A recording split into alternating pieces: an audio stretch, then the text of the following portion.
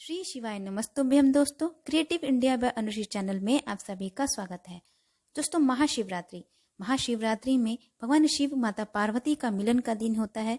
महाशिवरात्रि के दिन भगवान शिव शंकर माता गौरी की शक्तियां जागृत होती हैं। माता गौरी की यदि आप अपनी कामना सिद्धि के लिए आपकी जो भी कामना हो, भगवान शिव माता गौरी की पूजा करते हैं, उनके मंत्र जाप करते हैं, उनसे जुड़े कुछ उपाय करते हैं अपनी कामना सिद्धि के लिए, मनोकामना पूर्ति के लिए, तो वह अवश्य ही शीघ्र फलीभूत होता है और शुभ फल की प्राप्ति होती है।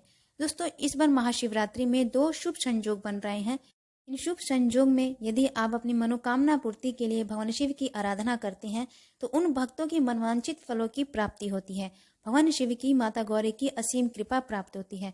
तो महाशिवरात्रि के दिन आपको भगवान शिव की आराधना कैसे करनी है, एक कौन सा ऐसा विशेष उपाय है जिस उपाय को करने से आपकी समस्त प्रकार की मनोकामना पूर्ण होगी, शुभ फल की मनवांछित फलों की प्राप्ति होगी। महाशिवरात्रि का शुभ मुहूर्त क्या है? इस दिन भगवान शिव के 4 प्रहर की पूजा का भी विधान है।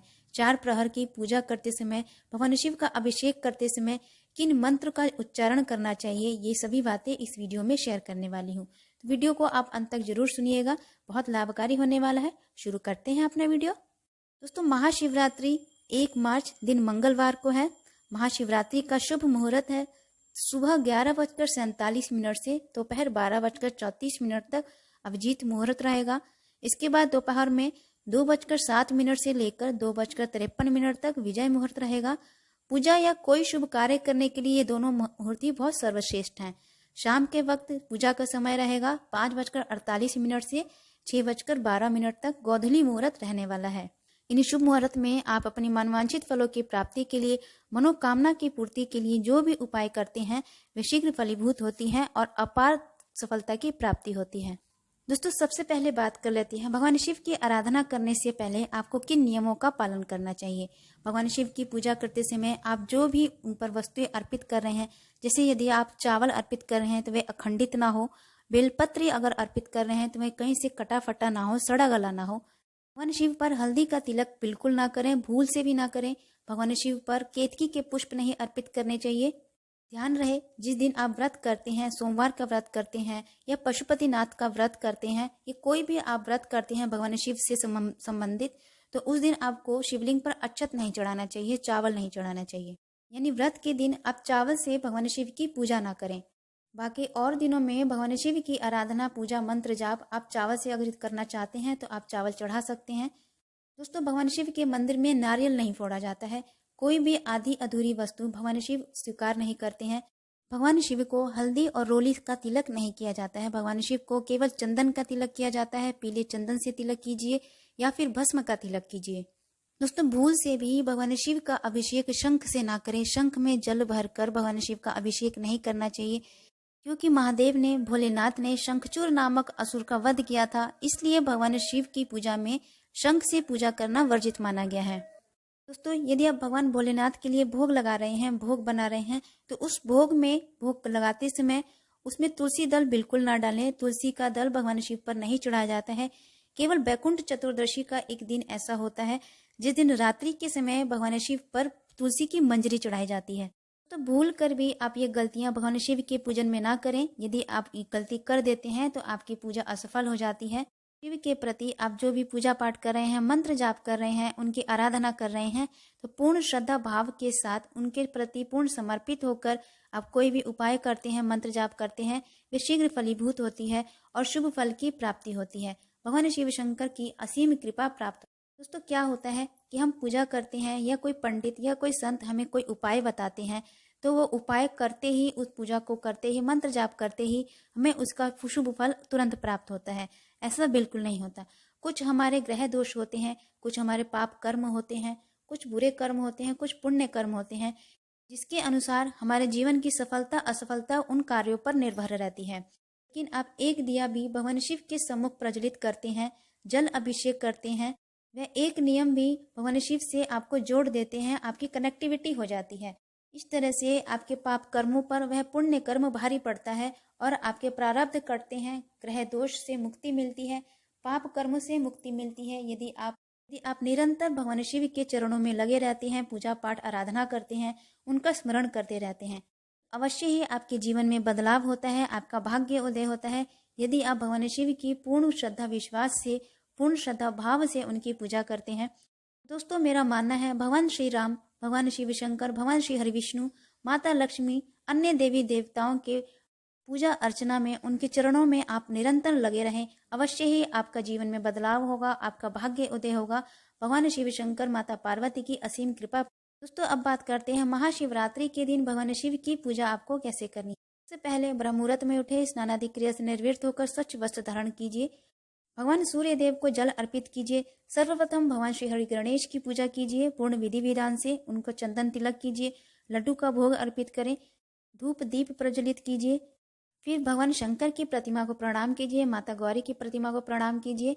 भगवान शिव का अभिषेक कीजिए। यदि आप पंचामृत से अभिषेक करना चाहते हैं तो पंचामृत से अभिषेक कर दीजिए, या फिर गंगा जल या शुद्ध जल मिलाकर उससे आप भगवान शिव का अभिषेक कर सकते हैं। अगर आपके घर में शिवलिंग है तो अच्छी बात है, आप घर में ही पूजा कर लीजिए। अगर आप मंदिर जाकर महाशिवरात्रि के दिन पूजा करते हैं तो सर्वश्रेष्ठ है। शिव की प्रिय वस्तुएं बिल्व पत्र, भांग, धतूरा, आंकड़े के फूल, आंकड़े के पत्ते, ये सभी वस्तुएं लेकर भगवान शिव के मंदिर चले जाइए। वहां भगवान शिव के शिवलिंग का अभिषेक कीजिए, धूप दीप ज्योत प्रज्वलित कीजिए, भगवान शिव की प्रिय वस्तुएं अर्पित कीजिए। भगवान शिव के पंचाक्षर मंत्रों का जाप वहां बैठकर कुछ देर अपने समय अनुसार वहां थोड़ी देर बैठकर 108 बार या 5 बार, 11 बार, 21 बार भगवान शिव के पंचाक्षर मंत्रों का जाप कीजिए। अपनी कामना कहते हुए, प्रार्थना करते हुए, जो भी आपकी मनोकामना है वे सभी मनोकामनाएं भगवान शिव से बोलते हुए भगवान के पंचाक्षर मंत्र का जाप कीजिए। इसी तरह से आपको शाम के समय भी भगवान शिव की आराधना करनी है, भगवान शिव की पूजा करनी है। यदि आप मंदिर में जाकर भगवान शिव की आराधना करना चाहते हैं तो शाम के समय भी आप भगवान शिव के मंदिर चले जाएं, वहां भगवान शिव का जल अभिषेक करें, पंचामृत से अभिषेक करें, बिल्व पत्र, भांग, धतूरा अर्पित करें, एक शुद्ध घी का दीपक प्रज्वलित करें। कार से भगवान शिव की महाशिवरात्रि के दिन आपको पूजा करनी है। दोस्तों, अब बात करते हैं आपको महाशिवरात्रि के दिन विशेष क्या करना है। आपकी समस्त प्रकार की मनोकामना पूर्ति के लिए यदि आप इस उपाय को कर लेते हैं तो आपके जीवन की सभी कठिनाइयां, संकट, कष्ट, दुख, दरिद्रता, गरीबी सब दूर हो जाती हैं, यदि आप पूर्ण श्रद्धा भाव से भगवान शिव के प्रति समर्पित होकर इस उपाय को करते हैं। दोस्तों, यह उपाय आपको करना कैसे है, बड़े ध्यान से आप इस उपाय को समझिएगा। दोस्तों, इस उपाय को आप अपने समय के अनुसार शाम के समय भी कर सकते हैं, प्रदोष काल के समय कर सकते हैं, या सुबह भी आप इस उपाय को कर सकते हैं।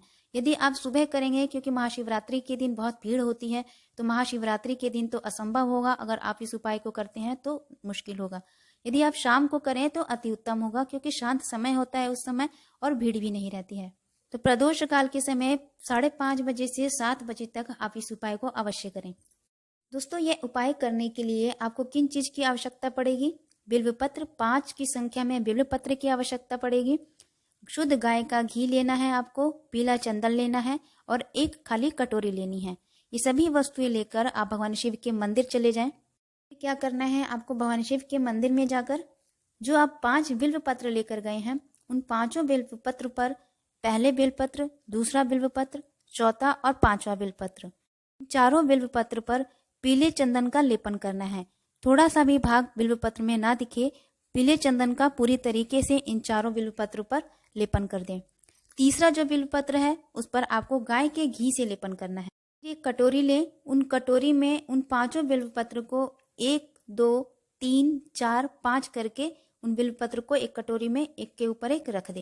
फिर वे सभी बिल्व पत्र को भगवान कुंदकेश्वर महादेव का नाम लेकर, अपनी कामना बोलकर, जो भी आपकी कामना है, जो भी आपकी इच्छा है, अपनी कामना बोलकर भगवान कुंदकेश्वर महादेव का नाम लेकर एक एक करके भगवान शिव के शिवलिंग पर अर्पित करना है। अर्पित करने के बाद एक शुद्ध घी का दीपक प्रज्वलित करें। वहीं थोड़ी देर बैठकर भगवान कुंदकेश्वर महादेव का जाप करते रहें, स्मरण करते रहें। फिर उन सभी बिल्व पत्र को एक कटोरी में रखकर अपने घर चुपचाप उठाकर ले आए और पीछे मुड़कर नहीं देखना है। रास्ते में किसी से कोई बात नहीं करनी है। फिर क्या करना है आपको, यदि आप अपने व्यापार में वृद्धि करना चाहते हैं तो व्यापार वाले स्थान पर उस कटोरी को रख दें। वहां एक शुद्ध गाय के घी का दीपक प्रज्वलित करें, भगवान कुंदकेश्वर महादेव का नाम लेकर। ऐसा करने से आपके व्यापार में वृद्धि होने लगेगी। ग्राहक अपने आप ही आपकी दुकान की ओर आकर्षित होने लगेंगे, जिससे कि आपके धन में वृद्धि होगी, धन आगमन के स्रोत खुलने लगेंगे। यदि आप अपने धन में वृद्धि करना चाहते हैं तो अपने घर के अलमारी के पास नीचे की तरफ वहाँ पर उस कटोरी को रख कर एक घी का दीपक प्रज्वलित करें भगवान कुंदकेश्वर महादेव का नाम लेकर और अपनी कामना बोलते हुए। इस प्रकार आपके धन में वृद्धि होने लगेगी, आपके धन संचय के आगमन के स्रोत खुलने लगेंगे। यदि आप विद्या प्राप्ति की कामना करते हैं, शिक्षा वृद्धि की कामना करते हैं, तो जहां आप पढ़ते हैं उस टेबल पर उस कटोरी को रखकर भगवान कुंदकेश्वर महादेव का नाम लेकर अपनी कामना बोलते हुए एक शुद्ध गाय का घी का दीपक प्रज्वलित करें और प्रणाम करते हुए हाथ जोड़ते हुए थोड़ी देर वहां बैठकर कुंदकेश्वर महादेव का स्मरण करें। आपकी शिक्षा में वृद्धि होने लगेगी, ज्ञान में प्रबल विकास होने लगेगा। आप स्वयं ही देखेंगे कि आपके ज्ञान में कितनी वृद्धि होने लगेगी। तो दोस्तों, यदि आप इस उपाय को पूर्ण श्रद्धा और विश्वास के साथ करते हैं, भगवान महादेव आपकी हर मनोकामना पूर्ण करेंगे।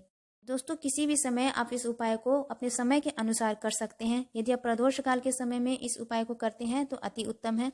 दोस्तों, ये वीडियो आपको कैसी लगी, ये जानकारी कैसी लगी? यदि जानकारी अच्छी लगे तो चैनल को सब्सक्राइब कीजिए, लाइक कीजिए, शेयर कीजिए, बेल आइकन को जरूर प्रेस कीजिएगा, जिससे कि वीडियो की जो भी नोटिफिकेशन है आपको मिलती रहेंगी। कमेंट बॉक्स में चैनल से संबंधित जो भी सुझाव हैं कमेंट करके जरूर बताइए। हर हर महादेव का जयकारा अवश्य लगाइए। मिलते हैं अगले वीडियो में, तब तक के लिए नमस्कार। भगवान आपकी हर मनोकामना पूर्ण करें। श्री